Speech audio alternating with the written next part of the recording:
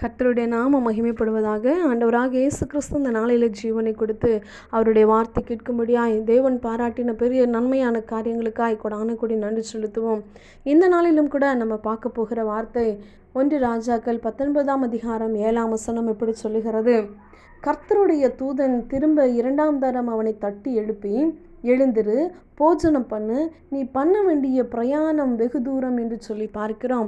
இந்த இடத்துல எலியா தீர்க்கதரிசி எலியா தீர்க்கதரிசியினுடைய ஒரு சம்பவத்தை பார்க்கிறோம்.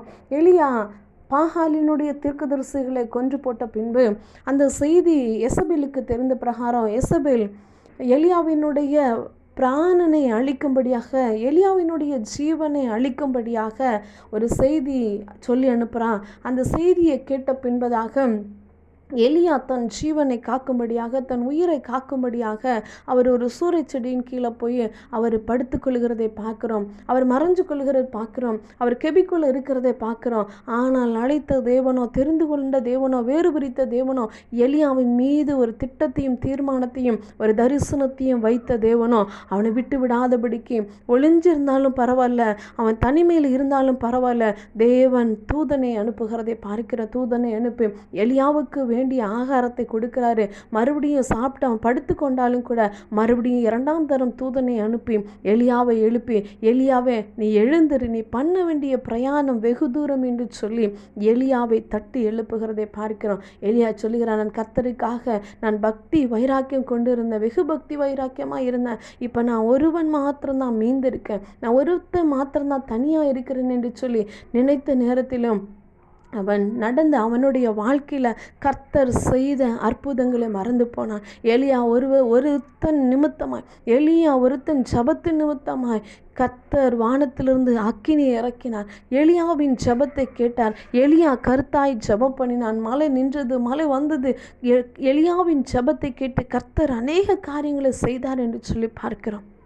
ஆனால் அவனுக்கு பிரச்சனை வந்த நேரத்தில் அவனுடைய சரீரத்திற்கு தன் ஜீவனை, தன் பிராணனை காக்கும்படியாக அவன் மறைந்து கொண்டான், அவன் படுத்து கொண்டான், அவன் ஒளிந்து கொண்டான் என்று சொல்லி பார்க்குறோம். ஆனால் அழைத்த தேவன் விட்டுவிடாதபடிக்கு, நீ ஒளிந்து கொள்கிற நாள் இல்லை, நீ படுத்திருக்கிற நாள் இல்லை, நீ மறைந்து நீ பயந்து கொண்டிருக்கிற நாட்கள் அல்ல, நான் உன் மேலே ஒரு திட்டத்தை வைத்திருக்கிறேன் என்று சொல்லி கர்த்தர் தூதனை அனுப்பினான் என்று சொல்லி பார்க்கிறோம்.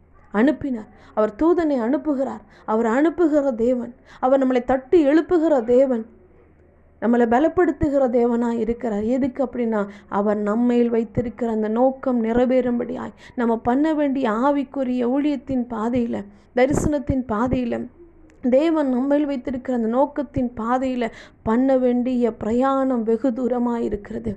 எலியா சொல்லுகிறான், நான் ஒருவன் மாத்திரம் மாத்திரம்தான் மீந்திருக்கிறேன். ஒருவேளை நம்மளுடைய வாழ்க்கையிலும் கூட நான் ஒருத்த மாத்திரம்தான் இருக்கேன், நான் ஒருத்தி மாத்திரம்தான் இருக்கேன். ஏன்னா நான் நம்பினவங்க என்னை விட்டுட்டாங்க, நான் நம்பினவங்க என்னை கைவிட்டாங்க.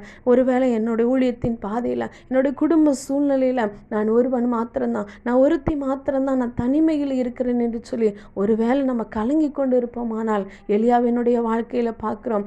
எலியா தன்னுடைய ஜீவனுக்காக பயந்து போன நேரத்திலும் கூட, அவனுக்கு சோதனை வந்த நேரத்தில், அவனுக்கு பிரச்சனை வந்த நேரத்தில் அவன் பயந்து கொண்டிருந்தாலும் தேவன் தன் தூதனை அனுப்பி, தேவன் தட்டி எழுப்பி உற்சாகப்படுத்தி, நான் உன்னை கொண்டு செய்ய வேண்டிய காரியங்கள் இன்னும் இருக்கிறது, நீ போக வேண்டிய இடம், நீ பண்ண வேண்டிய பிரயாணம் நிறைய இருக்கிறது என்று சொல்லி அவனை தட்டி எழுப்பி மற்றவர்களை அபிஷேகம் பண்ணும்படியாக எலியா எந்த ஜீவனுக்கு பயந்தானோ அந்த ஜீவன் மண்ணுக்குள்ளே போகாதபடிக்கு, அந்த சரீரம், அந்த ஜீவன் மரித்து போகாதபடிக்கு, மரணத்தை காணாதபடிக்கு பார்க்குறோம். எலியாவும் எலிசாவும் பேசிக்கொண்டு நடந்து போகையில் இதோ அக்கினி ரதமும் அக்கினி குதிரைகளும் அவர்கள் நடுவாக வந்து இருவரையும் பிரித்தது.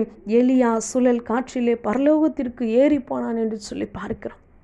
எந்த ஜீவனுக்கு பயந்தானோ அந்த ஜீவன் மரணத்தை காணாதபடிக்கு தேவனுடைய திட்டமும் தீர்மானமும் தரிசனமும் நிறைவேற்றின நாளில் கர்த்தர் அந்த ஜீவனை மரணத்தை காணாதபடிக்கு அவர் பரலோகத்திற்கு எடுத்துக்கொண்டார் என்று சொல்லி பார்க்கிறோம்.